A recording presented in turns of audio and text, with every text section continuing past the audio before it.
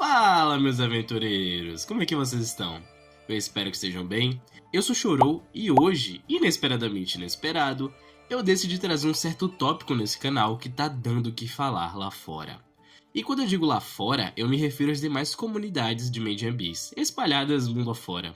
Eu acredito que a maioria de vocês já devem ter visto algo relacionado a esse tema, então eu acredito que alguns já devem estar familiarizados. E o tema, como vocês já puderam ver no título do vídeo, se trata da própria Riko, a nossa protagonista que já gosta de uma aventura perigosa, ser ou não ser a sacerdotisa das profundezas abissais, que é dita ser capaz de conversar com uma possível encarnação física do abismo. E basicamente essa teoria surgiu dos volumes mais recentes, justamente por conta de dois fatores principais. O primeiro é justamente a similaridade entre os nomes de ambas as personagens, e o segundo é pela vontade que Miko é capaz de propagar para outras pessoas. E bom, se levarmos em conta a existência dessa possibilidade, dá realmente para poder encontrar alguns pontos bastante interessantes, principalmente fatores como a dilatação temporal e as capacidades especiais que uma alma desperta pode alcançar.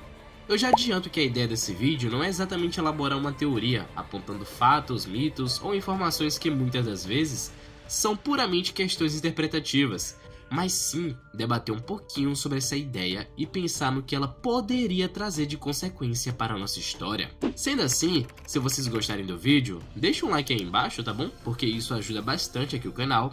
E agora, relaxa um pouquinho, pegue um cafezinho e sente-se em algum lugar confortável. Vamos separar os pontos dessa ideia doida e analisar com muita calma. Porque com toda certeza, nesse vídeo aqui, vocês sairão com mais dúvidas do que quando entraram.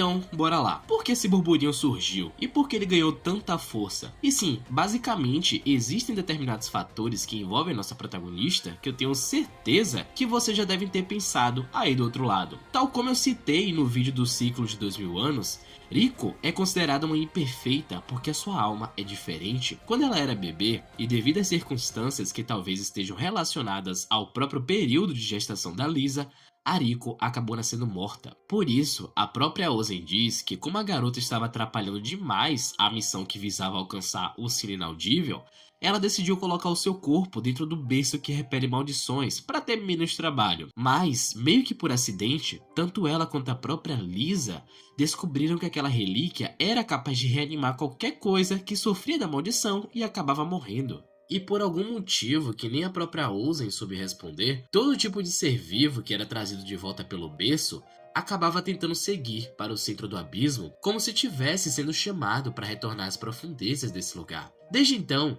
meio que se tornou um consenso na comunidade de Mia que Riko possui algum traço específico ou então se encontra em alguma circunstância especial que torna sua alma, ou seja, a sua essência, em algo um pouco mais diferente. E aqui dá para citar diversas situações onde deu para perceber que existe algo mais na Riko, como uma vez quando ela viu a alma da Mitch retornando ao abismo, na interação com o Mar na Vila dos Sequelas, onde ela foi capaz de entender os sentimentos e as intenções dele, no encontro com o corpo do Cravali, onde ela perde o equilíbrio simplesmente do nada, logo após um painel tanto quanto suspeito que foca em seus olhos, e a mais recente de todas foi justamente com a Fapta confirmando isso, que a alma dela é estranha. Ok, então temos certeza absoluta que a Riko é especial de alguma forma. Bora deixar esse tópico fixado e partir para o próximo, porque por outro lado temos a Miko, um ser que é dito ser capaz de conversar com a personificação do abismo. E bom, aqui já tem uma coisa que é muito específica e estranha.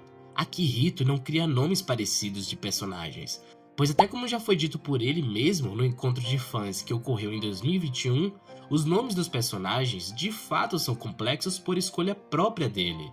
E se pararmos para perceber, nunca, em nenhuma situação anterior, houve um caso semelhante ao atual, onde os nomes são praticamente os mesmos, só mudando uma única letra. Já temos muitas provas a favor dessa ideia, então vamos só supor, por enquanto, que de fato essa possibilidade seja verdadeira.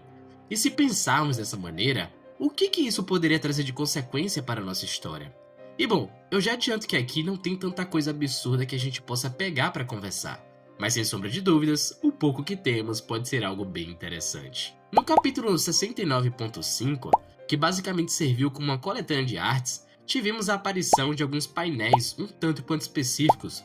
Inclusive deu para perceber, principalmente por conta do flashback da Tempestê, que veio alguns capítulos depois, que na verdade aquelas artes podem se tratar de painéis que ainda vão acontecer. E em dois deles podemos ver uma criatura adormecida que se assemelha bastante ao formato que existe dentro de determinadas relíquias, como o Pedante Azul, por exemplo. E aqui eu acredito fielmente que se trata da personificação do abismo, porque logo em seguida, nos quadros seguintes a esse, podemos ver uma pessoa com um semblante cabisbaixo e ao mesmo tempo pensativa, que parece estar conversando com algo ou alguém chamado Gronze. Para mim, essa pode ser a própria Miko, a sacerdotisa. Porém, ainda que fosse ela, sua aparência e a sua essência estão bem diferentes da Riko padrão que nós já conhecemos há tanto tempo, certo? Errado, ou melhor, mais ou menos errado.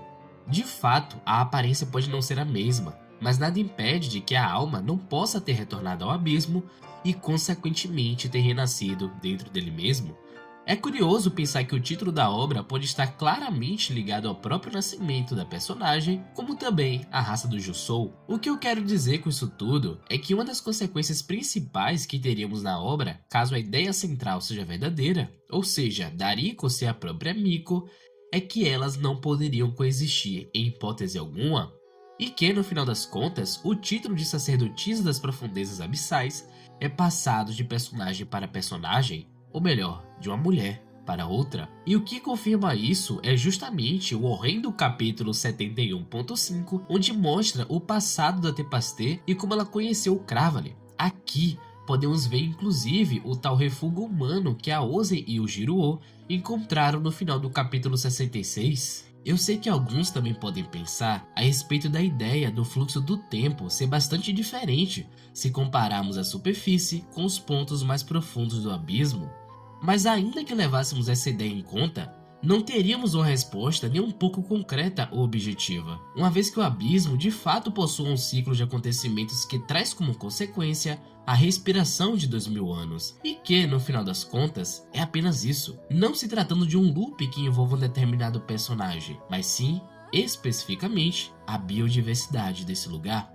O tempo aqui é apenas uma distorção e não a repetição de um núcleo em específico, pelo menos até agora. Aqui, as ideias se afunilam por completo, então eu vou direto ao ponto. Com a distorção de tempo, existe sim a possibilidade da Miko original ainda estar lá na sétima camada, presa em algum lugar de onde ela não pode sair, mas também é possível considerar que ela já se foi, e o que resta agora é a tão aclamada vontade que Srajo já citou anteriormente. Sendo assim, ambas as lógicas nos trazem para uma única linha de raciocínio. Os seguidores da sacerdotisa precisam sempre estar escolhendo uma nova representante. Talvez até mesmo, e por que não, a cada 2000 anos. E essa acabaria sendo a nossa grande segunda consequência para essa história. E assim, tem uma última coisa que eu tenho certeza que pode ter passado por sua cabeça em algum momento desse vídeo.